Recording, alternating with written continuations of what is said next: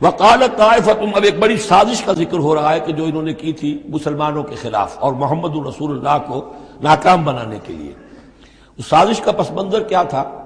کہ چونکہ صورتحال یہ آ چکی تھی دنیا کے سامنے کہ جو ایک مرتبہ دائرہ اسلام میں داخل ہو جاتا تھا، اب چاہے اسے مار دیں، اسے پیٹیں، اسے بھوکا رکھیں، اسے سزا دیں، جو بھی ٹارچر کریں، واپس نہیں آتا۔ تو دھاک بیٹھ گئی نا کہ اسلام کے اندر کوئی ایسی کشش ہے، اسلام کے اندر کوئی ایسی حقانیت ہے، کوئی ایسی مٹھاس ہے کہ ایک آدمی بڑی سے بڑی قربانی دینے کو تیار ہے ایک دفعہ اسلام قبول کرنے کے بعد، اسلام کو سے دستبردار ہونے کو تیار نہیں۔ یہ جو ساکھ بن گئی تھی اس کو توڑنے کا ذریعہ سوچا انہوں نے کہ ایسا کرو،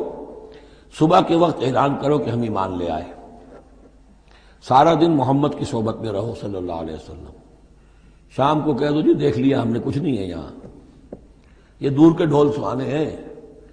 ہم تو اپنے ہی کفر میں جا رہے ہیں، اپنے ہی راستے پہ جا رہے ہیں۔ اب اس سے یقیناً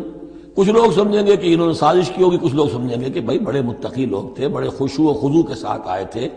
بڑے اعلان کے ساتھ شان کے ساتھ انہوں نے کلمہ کہا تھا اور ایمان قبول کیا تھا، پھر دیکھو سارے دن حضور کی محفل میں بیٹھے رہے ہیں، کچھ نہ کچھ تو دیکھا ہی ہوگا نا آخر، ایسے کیسے یہ لوگ چلے گئے؟ عام لوگوں کے دلوں میں وسوسہ اندازی جو ہے اس سے کرنا بہت آسان کام ہے۔ وہ سازش تھی جو بنائی، اور اسی کا اصل میں تعلق ہے قتل مرتد کی سزا۔ اسلامی ریاست میں اس سازش کا راستہ روکنے کے لیے یہ سزا تجویز کی گئی ہے کہ جو شخص ایمان لے آئے پھر کفر میں جائے گا تو قتل کر دیا جائے گا، کیونکہ اسلامی ریاست کی بنیاد ہے، آئیڈیولوجیکل ریاست ہے یہ، ایمان اور اسلامی تو اس کی بنیاد ہے، اس کی جڑوں کو کھولنے والی جو چیز ہو سکتی ہے اس کی تو پوری جو ہے اس کی بندش اور اس کا سد باب ہونا چاہیے۔ وقالت طائفۃ من اہل الکتاب آمنوا بالذی انزل علی الذین آمنوا وجہ النہار، اور اہل کتاب کے گروہ نے یہ طے کیا ایمان لاؤ اس چیز پر جو نازل کی گئی ہے ان اہل ایمان پر صبح کے وقت، دن چڑھے، وکفروا آخرہ،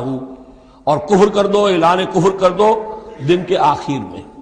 لعلہم یرجعون، شاید ان میں سے بھی کچھ لوٹ آئیں، اندر سے جا کے کچھ لوگوں کو تو گھسیٹ لائیں گے ہم کہ وہ جو ہے وہ بھی اسلام کو چھوڑ دیں، وہ مشتبہ ہو جائے معاملہ ان پر، وسوسہ پیدا ہو جائے۔